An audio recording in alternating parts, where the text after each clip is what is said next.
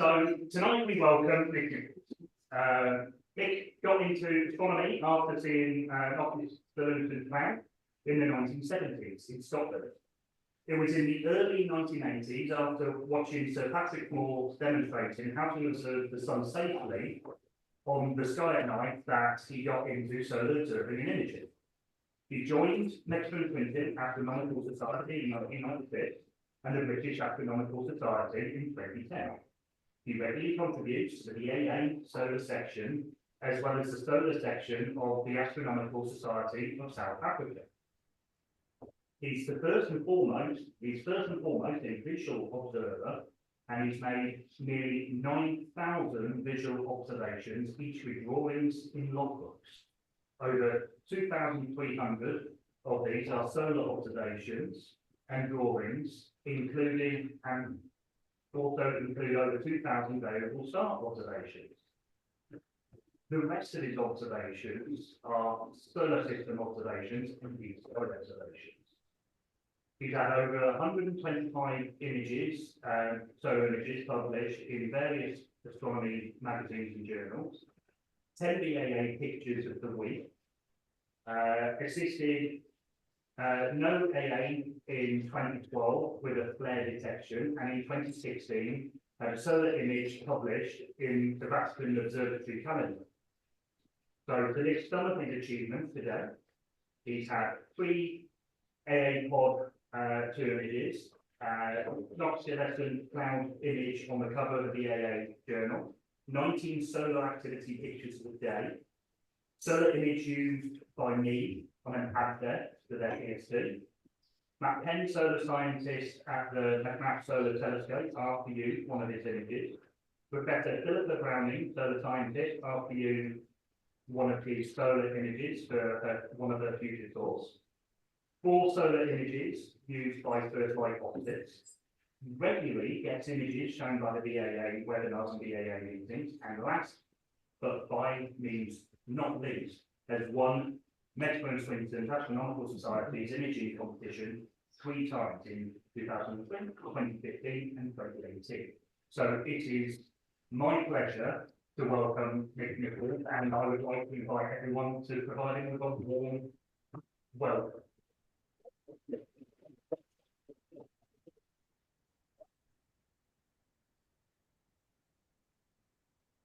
Can you hear me okay? Yeah? Yes, fine, thank you. Tonight's talk is going to be in like 3 separate categories. One's going to be the equipment, what I've taken the images with. The second part's going to be images what other people have said are my best. And then the final part is going to be like a selection what I've thought have been my best. I did hear someone say that looks like Nessie. Well, that actually got the name, the Loch Ness Monster filament, believe it or not. So that's why I put it on tonight. That's why they can't find it in Loch Ness, because it's not in Loch Ness, it's on Sun. That's why they can't find it. Before I do get on to tonight's topic, I thought I'd actually show you this. How the solar cycle is actually progressing, because as you can see, it has really, really shot up from what they actually predicted it was going to be. The green line is what they predicted it to be, and the orange line, they thought, well, yeah, it might go a bit higher. And the purple line, they thought, well, let's go a little bit lower just in case. So the green, the purple and the orange are what they predicted and thought it would be. But as you can see, it's really shot up well above that. And as we'll see from one of my solar images tonight, the sun is behaving very, very oddly. And I hope it continues, because I like lots of activity. Right, as we said, I am first and foremost a visual observer. And these are all the logbooks with my observations in. There's a 12-inch rule at the bottom there for scale, to give you some idea. And they are literally full of observations. A picture I took in 2016 just a few of my solar observations. They are genuine observations. They're not made up. They are actually how the sun looked at the time. Because that's one of the things I'll do. I always do a drawing before I take any images. And same with the planetary. I will always do a drawing before I actually get the camera on.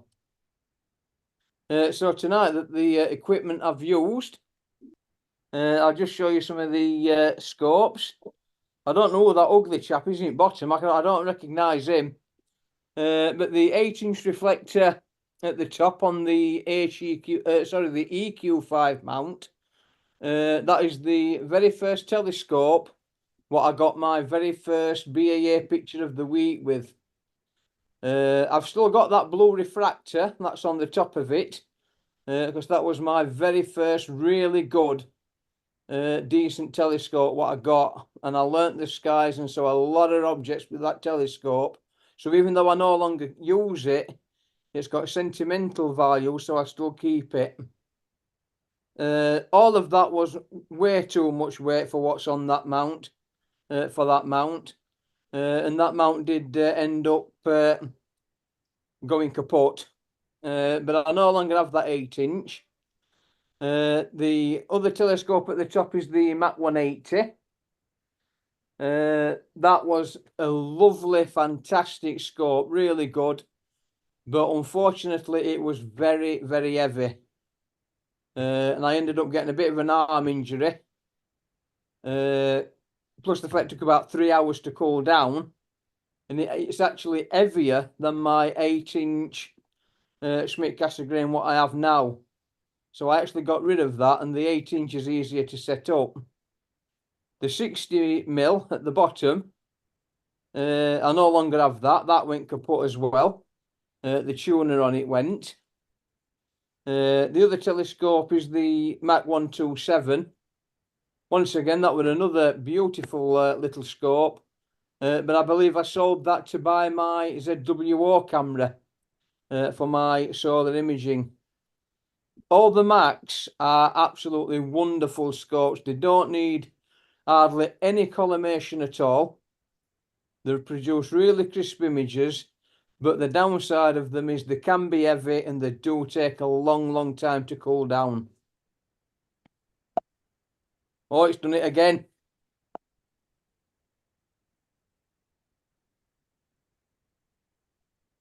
Oh, what's happening? I'll use my mouse. My mouse worked. I'll use the mouse. So what I have now, I have this Starwave ED 8TR. That come about. I bought my Quark for solar imaging, and Tony actually said, "Well, you're going to get an 80mm now, Mick, so you've got like an 80mm double stack solar scope." And I thought, he might be onto something here. So I thought, yeah, I'll go out and get myself an 80mm, and I traded that out for the 70mm in the middle, and I gave that 70mm to the society. I hope you still have it. And obviously, yes, my PST, which everybody knows I use, that's actually the 2nd generation PST. And what I mean by that is, it's the one with the blue objective. I had one with the red objective, and I sold that to a gentleman who did a PST mod with it for his solar imaging. So we weren't bothered that the fact that the front of it had gone rusty. So I sold that and I got that one.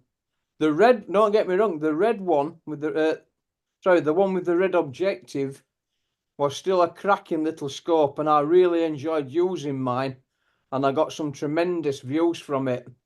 But then when this blue one with the blue objective came, I looked through that. Oh, it's a different league. It's like Premier League and Champions League. It's a different level. So the cameras.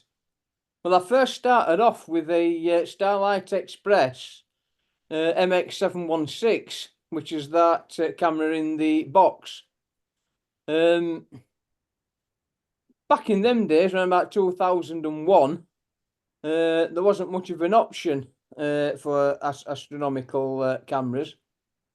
The downside of it was you'd use it, you'd set it all up, and then with UK weather, it'd be maybe 2 or 3 months before you could use it again.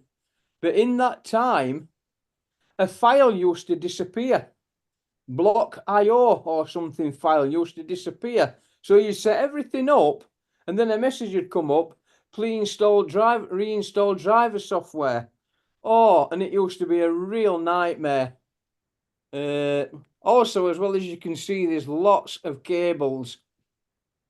So not only was it a real nightmare, it was also a trip hazard. So when you were walking around your scope, when you got this thing on, there were a danger you'd catch a cable and knock everything out of alignment. There's a danger you'd trip up and break an arm or a leg. But back then, that really was the only way to do it. Rather, I think around about 2003-04, the DMKs, that's the blue camera, came out, which only used a single cable to your computer, which was really good. Weren't actually designed for astronomy, believe it or not. They were made in Germany for a company that wanted high frame rates to see something that was happening with something what they were doing. And it were only when astronomers heard about this and got hold of that idea, they thought, maybe that can be used for us for high frame rate imaging. So I've got the DMK 21 and the 31. The 21 has a 640 by 480 pixel array. The 31's double that. But with the DMK 21, I can get an higher frame rate than I can with my 31. I then as well got these WO cameras, because I heard that at that time that despite whatever pixel array they came in, you could actually reduce the size of what you was imaging. And I thought for solar, that's going to be really good, because if it's got a bigger chip size than the DMK 21 and 31, and I can select an area, then when a big prominence lifts off or whatever, I'm going to capture it better than what I can with my DMKs. Then obviously I got the other camera, which is the ZWO174, which obviously I've still got and still use. Obviously I've imaged with the digital SLR. I've just put that on there because it's got me spectroscopy stuff on, and you'll see that in a bit. Obviously I use my Lunt B1200 CAC filter, and as Paul said, on Sunday I had an opportunity to image through a magnesium filter for the first time, so that was quite good. So moving on to the, I used mouse, didn't I? Moving on to the images. That was my very first picture. Well, back then it was picture of the month, because there weren't many people doing a lot of imaging than what there is now. So now they've changed it to picture of the week because they get that many flooding in. But back then it was picture of the month. Now, I don't know about anybody else, but by today's standards, that is pretty dire. It really is. I don't think it were really good standards back then, but that was the very first one I got. Also, as well, the reflector, the mount that this reflector was on didn't have any motorized drives. So what I had to do, I had to buy them separately and put them on manually. So chances are the mount wasn't tracking very well either. And after a night of imaging, you'd captured a load of images, and 2/3 of them you'd have to bin because they'd be trailed. But that was the very first, and I was really chuffed to get it. I thought, oh, I've got my first image, I'm on my way. After that, I got a couple of amateur astronomy picture of the day 2 images. And this was one of the first I got, an ISS transit of the moon. I will explain how I captured this, because I did actually capture that by accident. Obviously, I got the predictions of, you know, when the ISS is going to go across the moon. And I don't know if it's the same now, but back then in 2017, these predictions never ever took into account if the ISS had to do a maneuver. So the number of times it predicted that the ISS would go across the sun or the moon and it never happened, it was a nightmare. I'd have all my solar kit set up, I'd be there, I'd be waiting in anticipation. Oh, come on, come on, come on. Press record 30 seconds before it's due. What's happened? It's not happened. And then, oh, and it was a nightmare. And the thing is, with when the ISS transits the moon, you can have a visible pass like what this one is. And depending on the shadows and where the sun is and everything else, you can have an invisible pass where the ISS will appear black as it goes across the moon. So there were a few predictions for them. So once again, I'd set up, right, 30 seconds, press that record button. It's not happened. And so I think I've only caught about 2 or 3 of these. But when they happen, they are quite spectacular. I have got a video to show of this happening later, and if you blink, you miss it. It goes that fast. It also, as well, got the BAA picture of the week.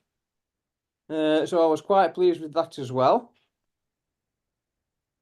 And I'll just show you the full size. What I actually did for this, I run it through, I can't remember that it was Star Stacks or Star Trails, but both of them do a similar thing, and both are freeware. And I thought, I wonder what would happen if I put all the frames with the ISS on into it and see what I get. And I expected the moon being completely blurred and the ISS being a solid white line straight through the moon. And then when this came off, I thought, wow, it works. So if ever I'm going to get another transit, I'm going to run it through that, and obviously we'll get this type of image. This is the video at full speed. Blink, you miss it. This is what 17,500 miles an hour looks like from 400 mile away. Vroom, gone. It was that fast. So you've really got to get your timings right. And you know, once I was actually watching the ISS come across, I thought, yeah, I almost forgot to press record because I was watching until it got near the moon. I thought, oh, press record now. And I almost missed it. I also got one with the Mach 180. That Mach 180, like I said, it was a cracking little scope. Got some, well, big scope. Got some really tremendous Jupiter images from it. But it did take forever to cool down. And I've just recently watched a video where Damien Peach is doing a talk, and he says, whilst Macs are good, they do have that problem. They take a long, long time to cool down. So this is Plato and the Alpine Valley. I'll show you it in full size. I think there's quite a lot of detail there. I think I captured that really well with the 120mm. But I also, as well, used a bit of software called Image J, and I did something quite special with it. I did a little 3D rendition of the Lunar Alps and the Alpine Valley. Now, with this software, you've got to be very, very careful, because if you overdo the settings, everything either sinks down too far, or you end up with everything looking like Mount Everest. So you've got to adjust your settings a little, you know, just gently, till you get an image that looks right. And then you make a note of those settings so that you get continuity, can't even say it, continuity in all your images. And that is actually one of my best 3D images that I've actually taken. Using the Mach 180 again and the DMK21. I got picture of the week with a solar image. As you can see there, you can see lots of granulation on that image, but because the chip is very small, I had to do the 3-pane mosaic. You can also as well see the filaments in the sunspots, not to be confused by filaments in hydrogen alpha, but the little lines coming on the umbra and penumbra. You can also as well on there see a couple of what they call light bridges or photospheric light bridges. So once again, once the scene was good, it was also very good for solar. What I actually did to make my solar filter for that, Denise used to buy a bucket of fat balls for birds, 50 fat balls from Morrison's. And I'm looking at these fat balls and I was like, Denise, how long will it take your birds to eat them fat balls? She says, why? I says, because I want your bucket. So I cut the bottom off the bucket and it fitted straight on. So I cut bottom out of that and I just stuck the solar filter on the front. So I was chucking these fat balls in the garden quicker than what birds were eating them because I wanted the bucket. And that's it in full size. But it went about a couple of active regions that. The third one I got, this one was actually with the Mac 127. And this was actually a 2-pane mosaic put together. They don't actually say, I mean, you can see Clavius very prominent there towards the left-hand side. They do actually say that you can tell how good a telescope is with how many craterlets you can see at the bottom of Clavius. Well, I had a 10-inch Newtonian, Dobsonian, and after 32, I lost count. I stopped counting, which just shows the quality of that scope. I forget what happened to that, actually. I know I don't have it anymore. Once again, there it is in full size, and once again, that's with the 120mm. I mean, there's quite a few in there, even with the Mac 127, isn't there? Now, as Loss said in the introduction, this was the flare I assisted NOAA with in 2012. NOAA actually stands for National Oceanic and Atmospheric Administration. They are the body that are responsible for designating active regions from about 1972, I believe. The sunspots prior to that had a Mount Wilson number because it was Mount Wilson that used to do them. And the largest sunspot recorded, which was in 1947, that came around 3 times and actually got numbered 3 times by Mount Wilson. I don't know what they are off the top of my head, but it did get numbered 3 times. Now, I was waiting all day for the confirmation of this flare to come through before I knew what class it was, and nothing came through. So I emailed Lynn Smith, the solar section director. I said, look, I've got this flare, notes come through. She says, well, I can't see no either. Now, back in them days, I went on dial-up. You know, that's funny sound you get. And I thought, I don't care if it takes me a month to send this image to NOAA, I'm going to send it them. Anyway, they got back to me, they checked through the data, and they said, oh yeah, we overlooked that one, and they classified it as a C2.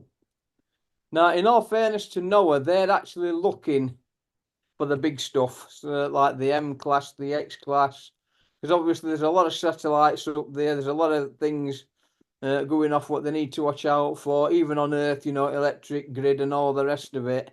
So they don't always get the minor stuff. They're looking for the big stuff.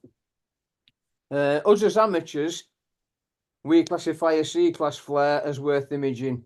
NOAA class it as minor. So in all fairness to them, that's why they overlooked this one. But I never ever say I corrected NOAA. I always say I assisted NOAA. And I think that's what you have to do in the astronomical community.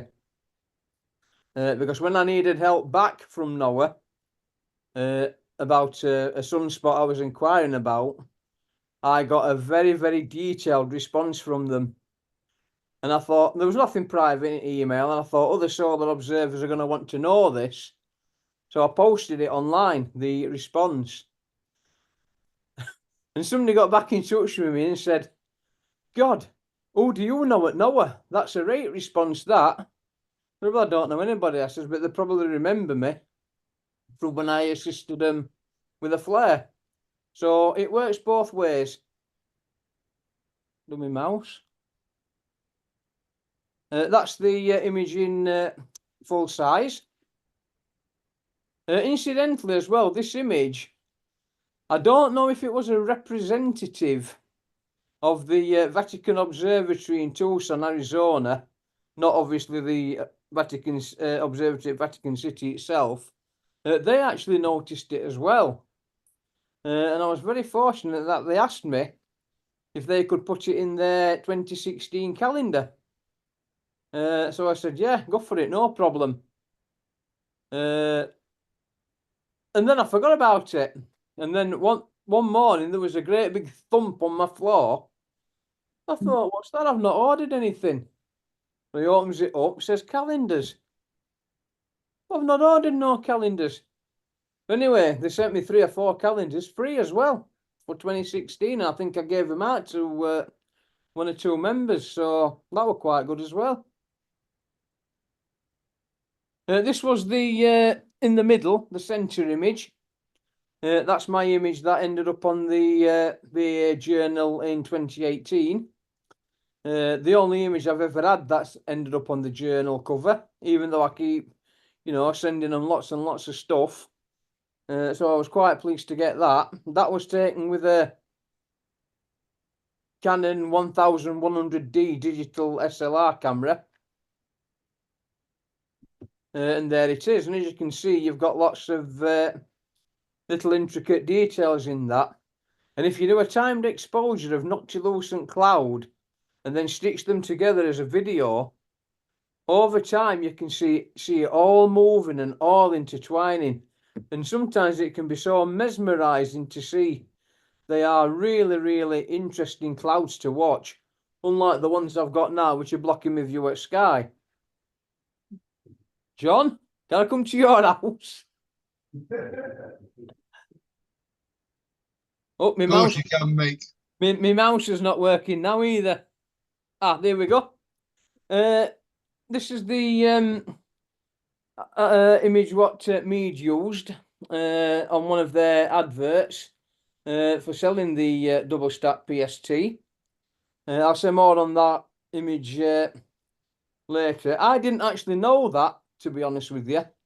It was only when one of my Facebook friends got in touch with me and said, "Oh, have you seen what Mead have done with one of your images?" I'm scratching my head like, "No, why? What have they done?" And he showed me that. Oh, that's they didn't ask me, by the way, but they did it. But I weren't bothered. Gets me a bit of publicity, doesn't it? This was another solid image I had that got BAA picture of the week. As you can see on there, I mentioned about filaments. Well, those dark lines on the sun are filaments. There's a few minor flares on there, which is the brightest areas. And there's also a few plages on there. Because like what I was saying to someone on Solar Sunday, everything on the sun is to do with temperature.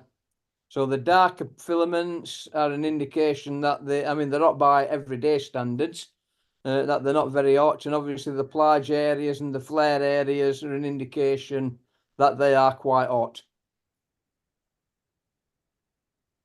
Now, this was the image used in the Mead advert. And this one, I got everything with this. I got the BAA picture of the week. I got it published in the BAA journal. I got it published in the newsletter, Solar Section newsletter, and used on a Mead advert. So I was quite pleased with that. I think what it was, because back then, at that time in 2013, there wasn't as many people then as what there is now using double stacked solar telescopes. I do think as well from then to now, they have been, I won't say they've come down in price, but I think they've become more competitive in price. So they are a little bit more affordable now. And I think that's why back then, 2030, so we're going back 11 years, there wasn't as many people using double stacked equipment. First Light Optics got hold of some of my images as well to advertise their double stack PSTs and the single stack PST. How long they will stay on there, I don't know, because I don't know if you know, Mead and Orion, which own Coronado, have gone bust. So how are we going to get all the PSTs once the stock's gone? Unless somebody rescues them, I don't know. And I think that's quite worrying, because it then only leaves us a couple of manufacturers for solar stuff. It leaves us with Daystar, it leaves us with Lunt. I believe Beta do a Sun Dancer series of equipment, but they are extremely expensive Beta stuff, 3-4 times as much as the Daystar and the Lunt stuff.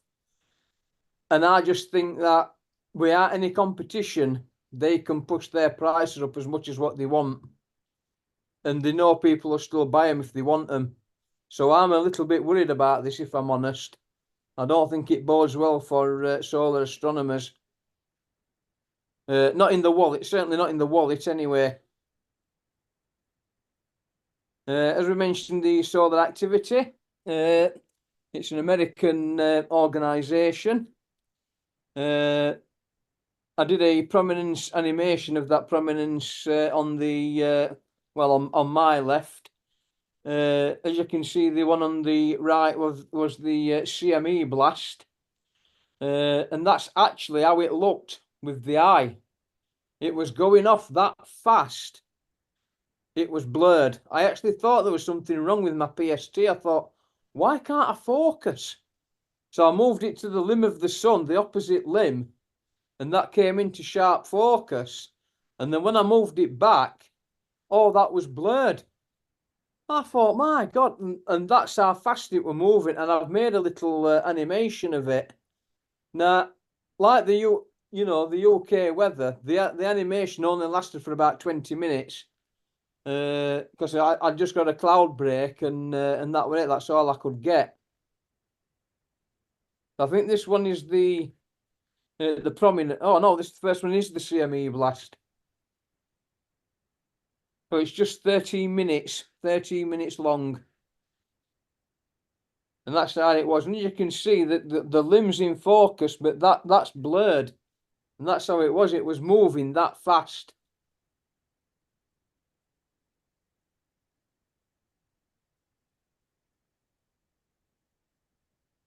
I think this one's the, this one's the prominence.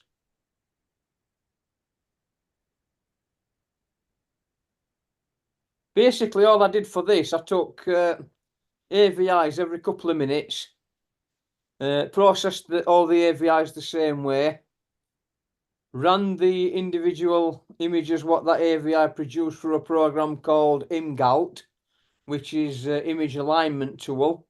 It's a bit of a nightmare to find it now online, actually, which then aligns all the images together. And then when you make an AVI, well, I made it in Registax 6, I think, because it's so easy to make an AVI in Registax 6. Oh, sorry, I've gone. Let me. Yeah. As you can see, it put it together very, very well. Everything's aligned really nicely. Another tool these days that does it is IMPPG. A lot of solar observers use that these days. But I thought, well, whilst I've got this stuff that's working for me, I'll carry on using that and maybe move to the other programs if these ever stop working.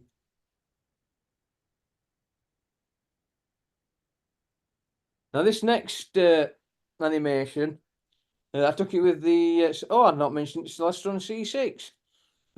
That were a really good scope as well. And I did this with a digital SLR camera in 2014. The feedback I got on this image, well, this animation, was that this was the single thing that actually won me the imaging competition in 2015. I didn't quite get the alignment right because one of the moons jiggles a little bit. But you can see Callisto shadow transit coming on at the bottom, the great red spot, and once a bit of detail on Jupiter's disk. And for a 6-inch telescope, it weren't too bad, especially with a digital SLR. I think I was using Backyard EOS. Right, other images which I think have been some of my best. I always like a good prominence eruption. This is what we were saying earlier about the ZWO and the DMK. I just managed to fit all of this on the 640x480 chip of the DMK camera. If it had been any bigger, I'd have had to mosaic it. But I think we're well due for a good prominence eruption. We haven't had one for quite a while, so it would be nice to see another one. Once again, this were a lucky cloud break. I caught this prominence eruption and I used the ZWO at full res for that one.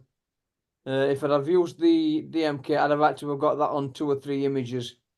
So luckily I'd got my ZWO at the time and I were able to fit it all on the chip. What I'd do differently these days, if cloud breaks allowed, where it's black, I'd get the surface instead of blacking it out. But you learn as you develop your techniques, don't you? This was another nice little solar image, which I liked. I think you've got a really nice coloured surface there. You've got the filaments really well and a couple of plages and some prominences. And was that double stacked? Yeah, that was double stacked as well. And I thought that was a really nice image. So that would be a 12, like all my DMK full solar images are 12 pane mosaics. And it went together really, really well. So we're quite pleased with that. I can't not show me X-class flare, can I? My one and only X-class flare. I've got to show that. I think that's one of my best captures. I have been looking at that today actually, and I think with trying to learn Affinity Photo, I think I'm going to try and colour that because I think it might look a little bit better if it's got that orangey red colour to it. So I'm going to have a go. Going to use that as my experiment image to see what I get. I got told if I was doing a talk like this, I had to include a calcium image. So this is the one I took on Tuesday when we had clearer skies. And I did mention at the beginning of the talk that the sun is behaving a little bit oddly. Well, as you can see on that image, a lot of the activity seems to be near the equator. Now that usually indicates that you're coming towards the end of a cycle. But as that graph showed, we're not. We are at the peak of a cycle. And it's still increasing. So what on earth is happening? Nobody's got a clue. We've only been observing sun for about 400 years. And in 5 billion, it's blink of an eye, isn't it? So how can you possibly know how the sun behaves over that time? But it's definitely behaving odd. Also as well, you'll see that a lot of the activity is in the southern hemisphere rather than the northern. Well, I can remember a few years ago asking Lynn Smith why there was nothing in the southern, but everything was in the northern. So there's definitely something going off somewhere, and we're not quite sure if we're honest.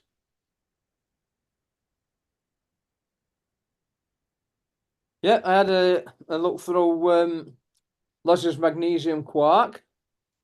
I have to admit, visually, I personally can't tell the difference between white light and magnesium.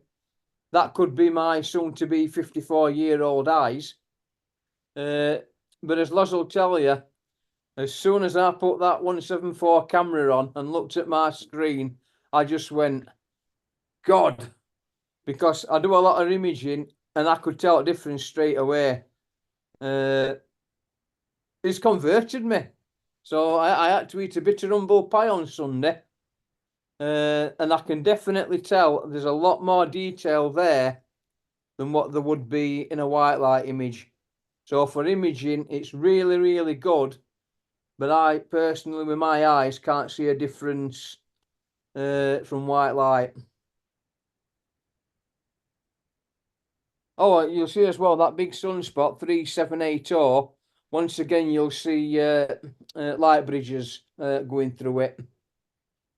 At that point, it had actually quietened down a little bit, actually, which is why it probably on Sunday didn't throw no flares off. Why ain't my mouse working? This is probably my best image of Adley Rill, which is that squiggly line just above centre of the image with Hadley crater in the middle of it. Apollo 15 landed at the top part of that. And they do say that you need round about an 8-inch telescope to see it. I must admit, I've not seen it in anything lower than a 180. But if anybody has, then I'll stand corrected. And once again, depending on the phase of the moon and where the sun is, sometimes these mountains actually hide Adley Rill a little bit with the shadow. So that can prevent you seeing them as well. So when I actually saw it in full view, I thought, right, I'm having a go at that. And that was my best Adley Rill image. Oops, what's this one then?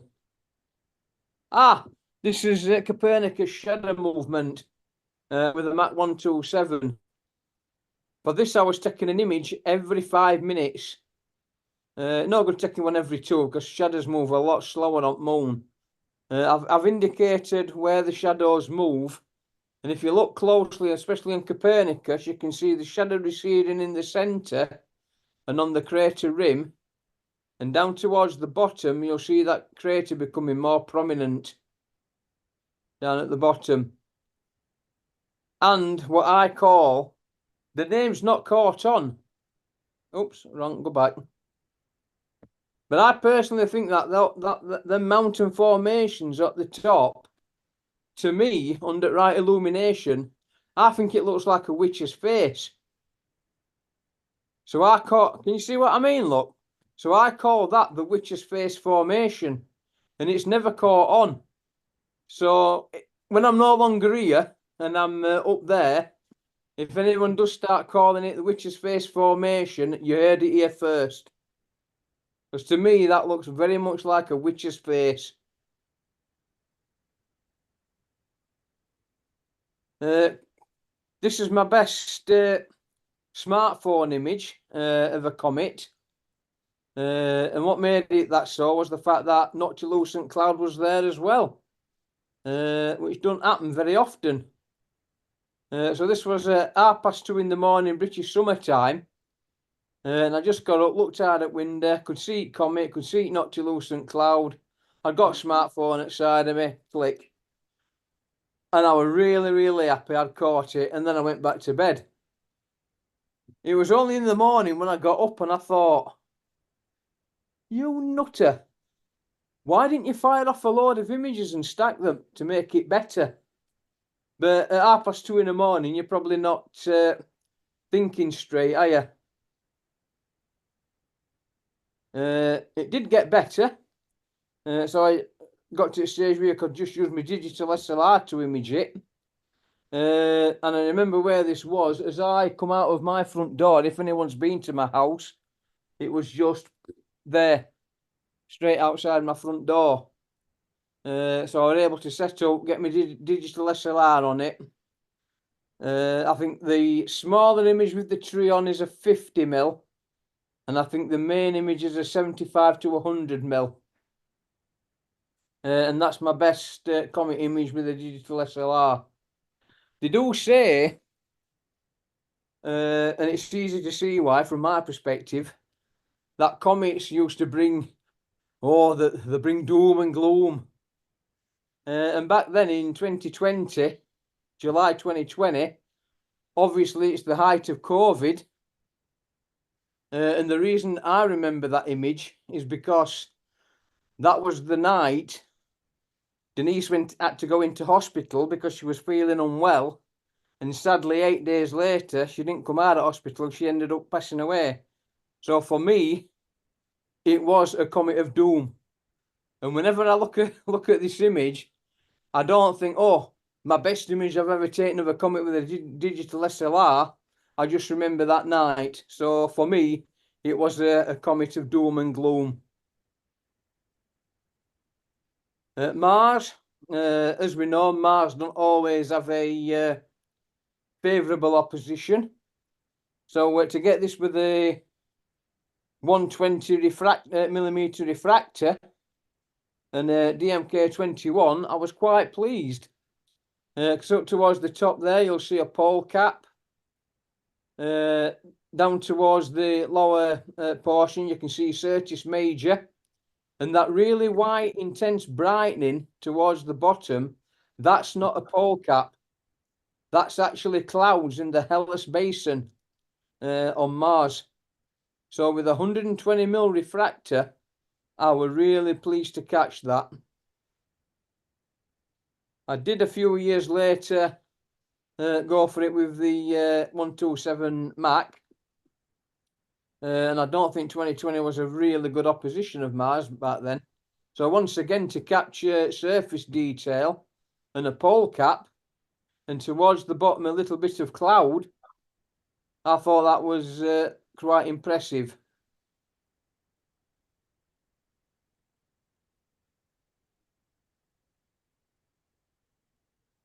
Come on.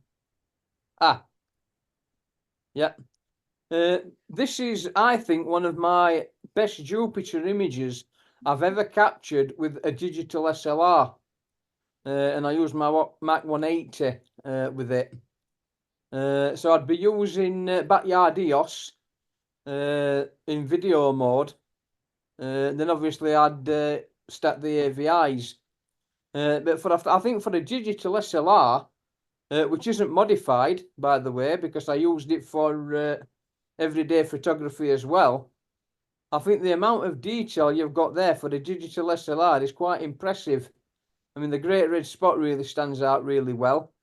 The northern and southern equatorial belts, you can see in the northern one, you can see a little bit of darkening in the middle, just underneath the belt. You can see from the Great Red Spot that really intense reddish line coming from it.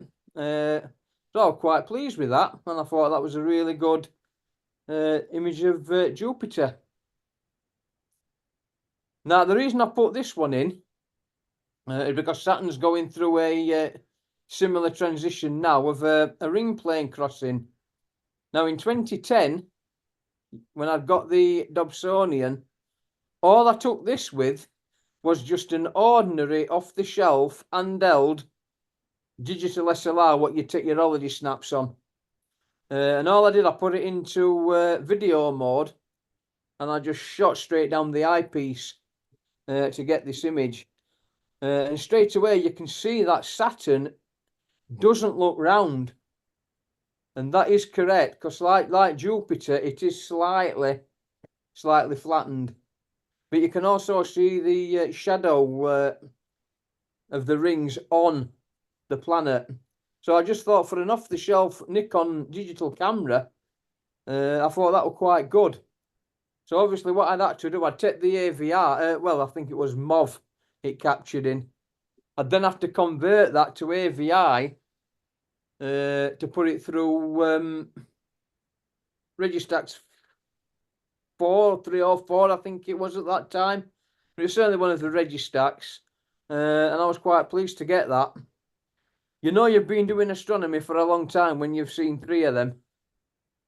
So my one and only shot of Uranus. And the reason I put this in is because this really was a nightmare to capture. I'm using an 8-inch telescope with a video camera zoomed in, and the video camera is recording onto tape, onto 8mm tape. So what I had to do, somebody gave me a computer, and they've got a video, like a TV card thing in it. And I was able at the back to plug a video into it. So I had to get this off the 8mm tape onto a VHS tape. So straight away you've lost data. I then had to run it through the computer, and on a little TV thing that was on it, I had to manually capture the frames to stack them, which is why it probably looks green instead of blue. So the actual nightmare I had to get that image is why I included it, because to record onto tape, I mean, tape, you'll say to people that, oh, it recorded onto tape, and they're like, what? What's he on about? What's 8mm tape? That's how long ago it was. So it was a bit of a nightmare for that one. Rare sites, certainly not well, some people would argue that they're the best sites, but there's certainly some of the rarest sites is transits of planets across the sun. Venus is extremely rare, as we know. This was one of the best images I took out of a sequence. Sadly, the 2012 one, I wasn't able to capture because typical UK, it's cloudy. But the 2012 one, I'd got everything all organised for it. I'd got Beta made for my camera lens, my 300mm camera. All I had to do was get up that morning, open my front door, cross over at road, and I'd have got it. And what happens? It's cloudy. So I was a little bit cheesed off. And as you can see on that scale, that maybe about 40 Venuses had fit across the face of the sun. I think it was just smaller than 1 minute of arc. About 50 seconds of arc, I think. So about 40 or so Venuses. Transits of Mercury, which are still rare, but not as rare as transits of Venus. I've actually seen 2 of these. One in 2003, I think, and this one in 2016. But straight away you can see the difference in size, can't you? Mercury is so small. Over 100 Mercuries will fit across the surface of the sun. And to the untrained eye, it could have looked just like a sunspot. But as you can see from this, over time, it's moved in relation to the features on the sun. So that's how you knew it was Mercury. Plus the fact it was really pin sharp, circular and black. But that's the... And I remember this day, my neighbour, she was mowing a lawn. I think I've told this story before. She was mowing a lawn. All of a sudden I heard a lawnmower go, boom. Michael! No! I know what you're going to ask me. I'm imaging the sun. There's an event happening now. I'm not coming to fix your lawnmower. So I didn't. I stayed imaging the sun for the entire duration of the transit. Now, I'm not really known for deep sky, but I do tip my hand in now and again. This was with my 8-inch and a digital SLR. This is the Blinking Planetary in Cygnus. one of my reasons for including these is because the other week we were mentioning about colours in deep sky objects. And when you're imaging them, especially planetary nebulas, those colours show up really well. The reason this is called the blinking planetary is because when you look at the central star, what you can see in there, and then avert your vision to look at the nebula, the central star disappears. But then when you look back at the central star, the nebula disappears, which is why they call it the blinking planetary.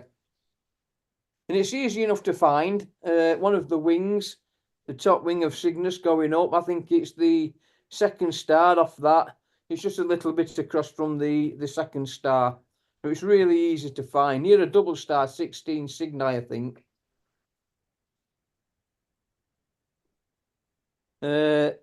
Once again, probably not very good by today's standards. But that's my best image I've got of the Orion Nebula with a digital SLR.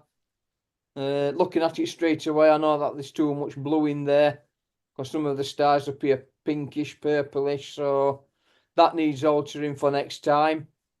But I've got a lot of the dark cloud and dust around it, which I was a few dust motes on there as well, I can see.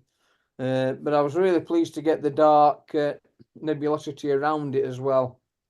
So that's probably one of my best Orion image, and of course the running man at the top as well. Blue snowball. This is coming into view as well. This is in Andromeda. Once again, because of the blue colour, which is easily picked up on imaging, I included it. But I don't know if you notice, in the centre of that, there's what looks like a backwards number 3. So that's one of the other reasons I included it. So you people with sea stars, have a go at some of these and see what you can get, because I'd be really interested to see how sea stars pick these up. This is my best ring nebula shot. Once again, a 70mm refractor. Obviously, I'm going with a short aperture refractor because I want wider field of view as I can to get these deep sky objects. Whereas when you're doing solar, lunar, planetary, you want a smaller field of view, don't you? So you want the longer focal length. But on that image in the centre, you can see the central star, and just above that, if you look closely, you can see an other faint star. And when you look at other people's deep sky images of these, you can actually see 2 stars in the centre of the nebula. So I was really pleased to pick them up.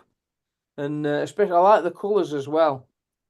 There is a galaxy near that somewhere, but I've not picked that galaxy up, so I'll probably not had long enough exposure.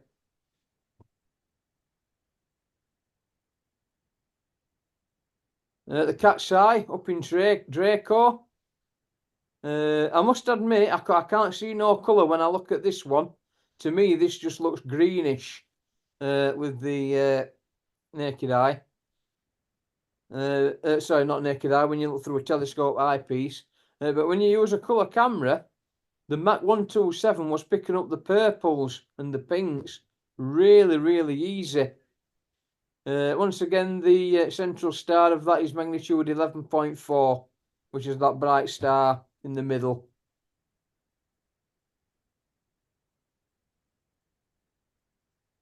One of my favourite images of a supernova in NGC 694. That's up near the Cygnus Cepheus border. Will be favourable placed at this time of year, actually, because it's high up. At the time I took this, I had no idea that there was a supernova on it. And it was only when I put the picture on Facebook, someone said, "Oh, you've captured the supernova." I'm like, "Where? What supernova?" So they showed me where it was. And someone at the BAA said to me at that time it was around about magnitude 13.2. So I'd use a 70mm refractor, an ASI 120 camera, and captured a magnitude 13.2 supernova. But then I looked at this image and I thought, so how faint are the smaller, fainter stars in the background? And I looked them up in Stellarium because I've downloaded all the star catalogues for Stellarium. And the faintest star on there is magnitude 19. So I've got light polluted skies in Sheffield in my back garden, a 70mm refractor, and I imaged that night down to magnitude 19. And I thought, wow, I'm impressed with that. So that's one of my favourite images of a supernova. As you know, I do like to now and again dip my finger into doing a little bit of spectroscopy. This is a night of good seeing. Probably my best spectra I've got of Altair to date. I tried it the other night and I don't know if there was some mist or some haze or anything, but when I put the data through the software, it looked nothing like that. It was a mess. But as you can see, even though it's a low res filter, you've still got a lot of Fraunhofer lines on there, and all of those dark lines tell you what chemicals are in the star. I have downloaded some things off internet which tell me all the chemicals at all the wavelengths, so I will later on look at what some of these chemicals actually are. But I'm just starting out in that, so I'm not fully up to date with everything with it yet. I did do Betelgeuse in November a few years ago, and that's probably one of my best spectra to date what I've caught, because look at all those Fraunhofer lines in there. You can clearly see them, can't you? And when I looked at them visually, whilst they weren't as pronounced as that, you could still see them. So I was really pleased with that. And that's the spectra you get from Betelgeuse. So you can see that when you put them together, they are two very different stars. Now, Altair, Vega, Sirius, so even in winter, you've got a choice of stars. I think they're classed Class O and Class B stars, and you use them for calibrating your software, because as you can see, they show this dip here on the blue, just before it meets the green, a very strong hydrogen beta line, and we know that that's at 4,861 angstroms. So we calibrate our software to that, and once you've calibrated your software, if you use the same setup, the same equipment, you always know then what settings to use, so you never have to recalibrate again after you've done that. And as you can see at the top there, it says angstroms per pixel 8.6. So I know that if I'm going to use which is why I've made a little database, little spreadsheet of what equipment I've used at what particular time. I know that if I use the same setup, I just tell my software 8.6 and that's it, it's done. It's as simple as that. So you always get the same result. Right, before I press play on this. They do say that probably one of the greatest sights you can see in astronomy is a total eclipse, the total solar eclipse. Well, due to me not getting on a plane, that's probably one of the things I am never going to see.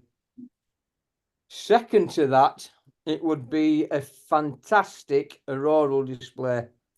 And we got a really good, well, I think they were saying it was something like a G5 solar storm on May the 10th. And even from here, from light polluted Sheffield, as you'll see on my last video, it was incredible. I was using just a Samsung phone The next two videos I'm going to show you are actually made up from images, but the last video I'm going to show you, it's actually the raw data I captured with my Samsung phone. But we'll get to that in a minute, so I'll just show you what I did actually capture on the street. Everyone must have thought I was an idiot with camera and tripod on the street as they passed. But that's made up from images. That's a lens flare up towards the top right, not a comet, which somebody thought it was. It's a lens flare from the bright light down towards the bottom left.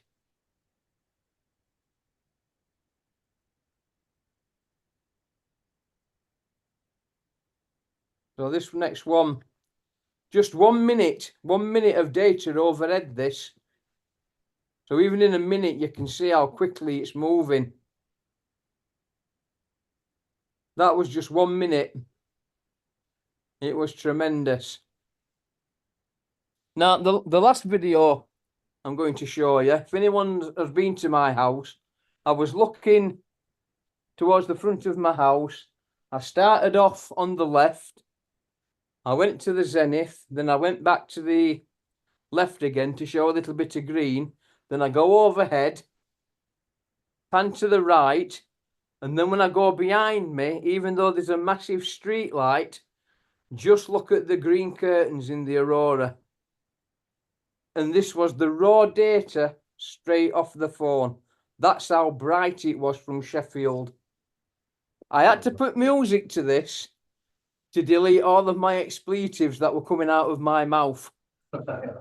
Honestly, I did, because it was just incredible. I have never seen anything like it. And this is how bright it was from Sheffield.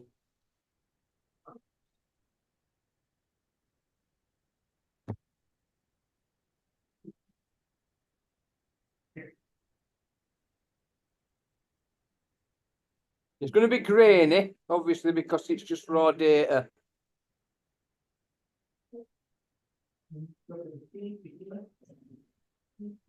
That's Arcturus, I believe, that bright star.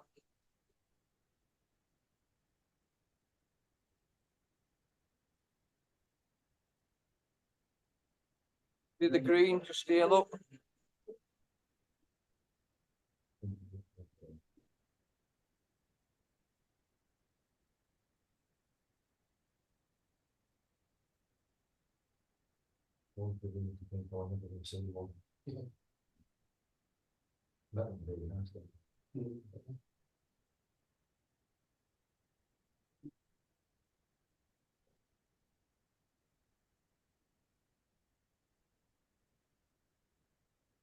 Then just look at the green curtains as I pan behind me.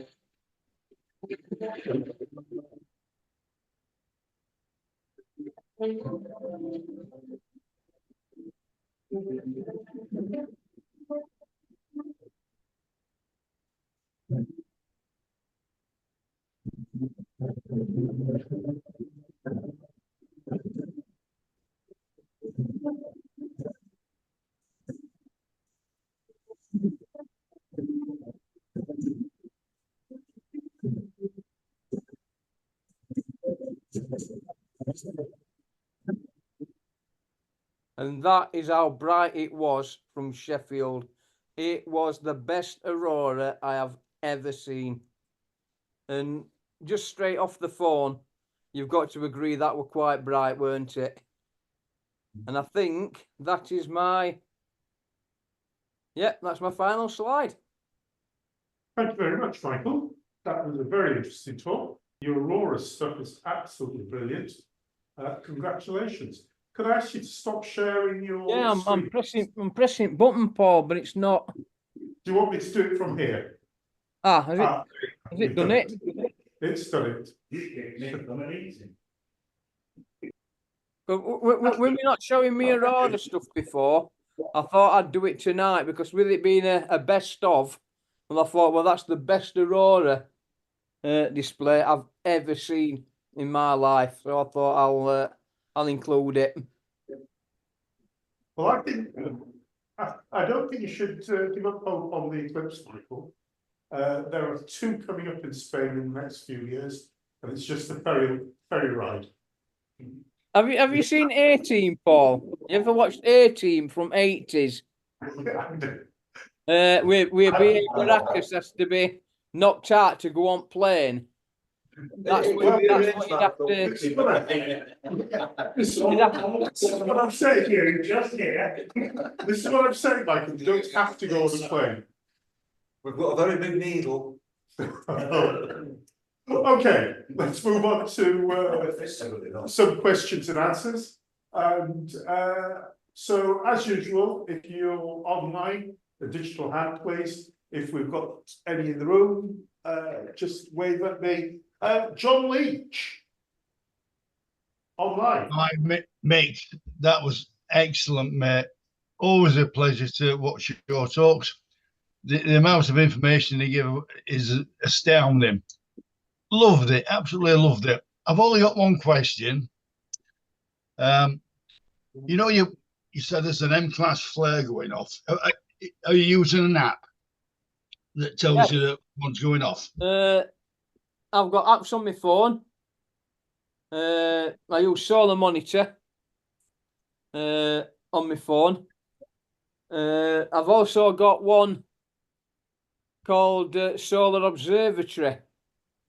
And basically, you know, if we've done as talks in past and we've said we use this website, we use that website. Well, Solar Observatory, the app, brings them all together into one program. So I don't even need to connect to internet. Well, it's obviously connected to internet. Yeah, yeah. And I don't need to go on these individual internet sites. Everything. I mean, so for example, if I minimised you, I could go and have a look exactly what someone's doing now with this app. And it cost me £4. I think it's only available for, if it's on this phone, it's only available for iOS. Let me have a look. Yeah, that's it. Yeah, John, can you? I don't know if you can see it where it says solar. Oh, yeah, I can see it. Yep. Yeah, it's iOS only, and everything is on it. So if I move across, look. Yeah. Everything is on there. Latest images, the temperature of the sun, how the sun looks now, that graph I showed you. But if I go to observatory and flick through, Right. it gives me every single image in real time of what. Excellent. So I don't even have to go, as you can see, look, practically calcium K there, look. Right. So I don't even have to go onto internet now to connect. And I've got this stuff telling me to send me alerts. Thanks for that, Mick. It does, but as you'll remember, when I caught me X-class flare, that actually came from Andy Devey before I got the alert from the app. So, Yeah. if it hadn't been for Andy, I'd have been a little bit annoyed about that. Yeah. Good old Andy. Good old Andy. Cheers, Mick. Okay, and from our hold on, in the room. Just to make that, I use on Android. I use Space Weather Live, which does a lot of the similar sorts of stuff. That tells you what you get with flare warnings and such like. You get all the same stuff you get from the Aurora Watch app. There's another one called Glenmail, which is really helpful. It's on accurate flare rates all the app as well. Would you just give that app name again a little louder? Glendale. Glendale. Okay. Glendale. Okay, so one of our Spanish correspondents, Trevor Worrell. Mick, got to say thanks for that presentation. It was packed as always with fascinating facts, information, and techniques. Amazing. Just one thing, that the aurora that kicked off. Did you see anything unusual happening on the sun leading up to that day? It had been firing off a lot of flares, a lot of M-class and X-class. I just can't for the life of me remember what active region. But a lot had been firing off.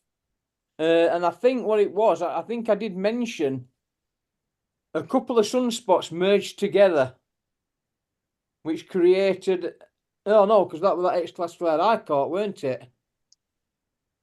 Oh, maybe I'm getting a bit confused with wrong active regions, but I know there were a lot of flares going off, a lot of flares.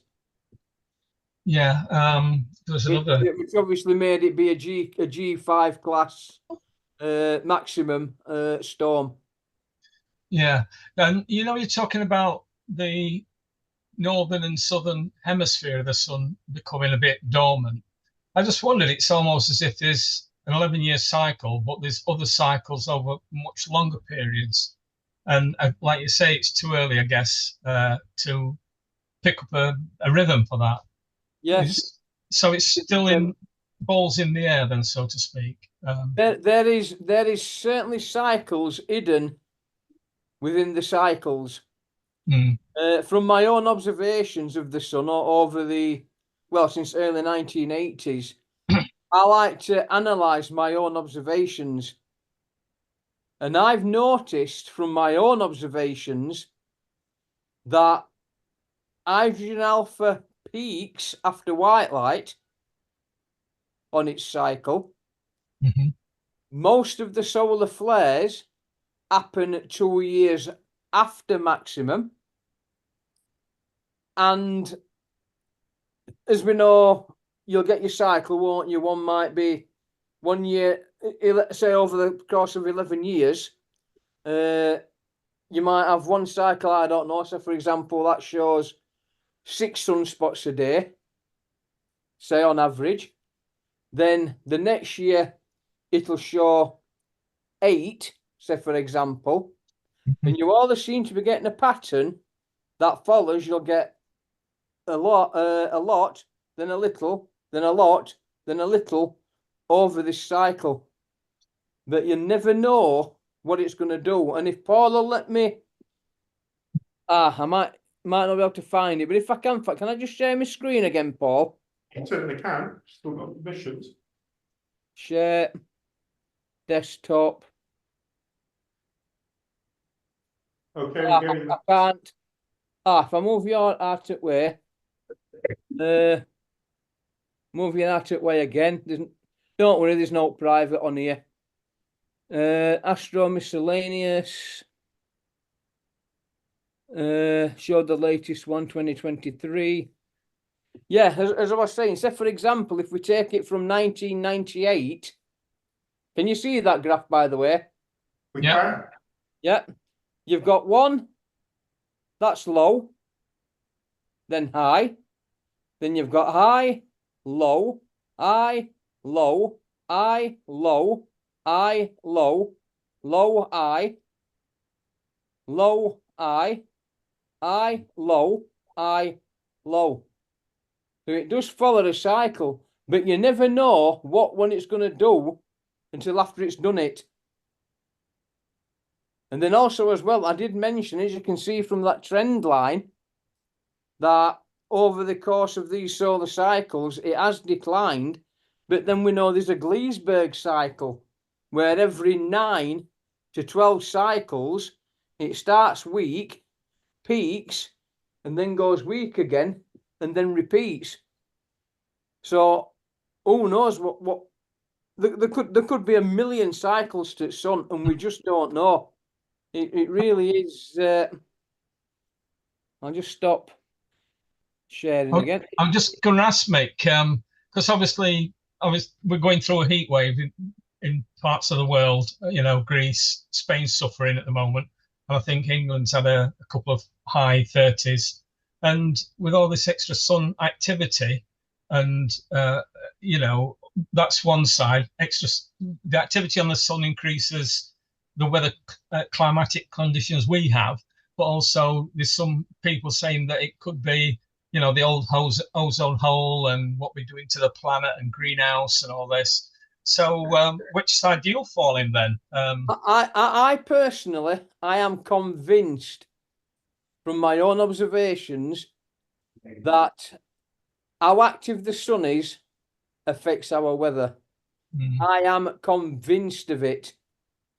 And I was explaining to a member at public because they were asking me at the weekend, did you see the Wonders of the Solar System with Professor Brian Cox? He ended up in the Iguazu Falls. Are they in Venezuela or somewhere?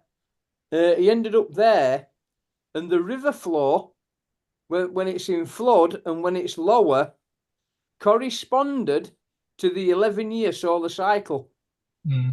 He put the levels of the river over that 11 years on a graph, and then he put the graph of the solar cycle on top of it, and they virtually matched.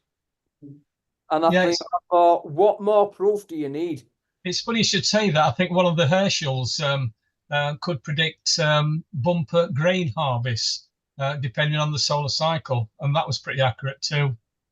I can't remember whether it's John or William, but certainly it was documented. Yeah, I think it was William actually. Yeah. Thanks for that, mate. Yeah, but I'm really, really convinced. I think what it is as well, I think they're looking in the wrong place, if that makes any sense, for the weather. I think they need to be looking beyond our solar system and looking towards the cosmic rays that are coming in. Because obviously when the sun is weaker, those cosmic rays can get through better. And that's when we tend to get wetter weather. When the sun is stronger, it's kicking them cosmic rays out. Not as many are coming through, and that's when it's getting hotter. So maybe they're looking in wrong areas. If that turns out to be true, remember where you heard it first. I'm also working on a theory. Very, very talk about tin hats, and I know probably people are going to probably think I'm wearing a tin hat when I say this, but once again, if in 100 years it becomes true, remember where you heard it first. But I actually think the sun's magnetic field repeats on a cycle as well. I have been looking at some sunspots from 200 years ago, and I swear down that those sunspots match the sunspots what we see today. Because I looked at one and I thought, oh, I remember that. Then I looked at the date underneath, 18 whatever. I thought, nah, come on, whoa. Some of Galileo's drawings look identical to some of the sunspots we had in 2003. I am convinced that the magnetic field is producing the same sunspots on a cycle. Well, mate, the magnetic field does drive sunspot activity, so it's right. But to create the same sunspots, though, Phil, that's what I'm saying. I'm saying it's creating the same sunspots on a cycle, which is a bit of a tin hat theory. But like I said, when I've looked at sunspot observations from hundreds of years ago and said to myself, well, I've seen that active region other week or other year, and it turns out not to be, because what some of the Galileo drawings look like active region 9393 that occurred in 2003 in the same position. So it's just a really crackpot theory, but I think the magnetic field is creating the same sunspots on a cycle. I think Mr. Curator wants to ask you a question. Mate, we got where is he? I can't even see him. Oh, he's in the dead spot. Ah, I can see his arms. In the dead zone. So when you're talking about the cosmic rays and clouds, Yes.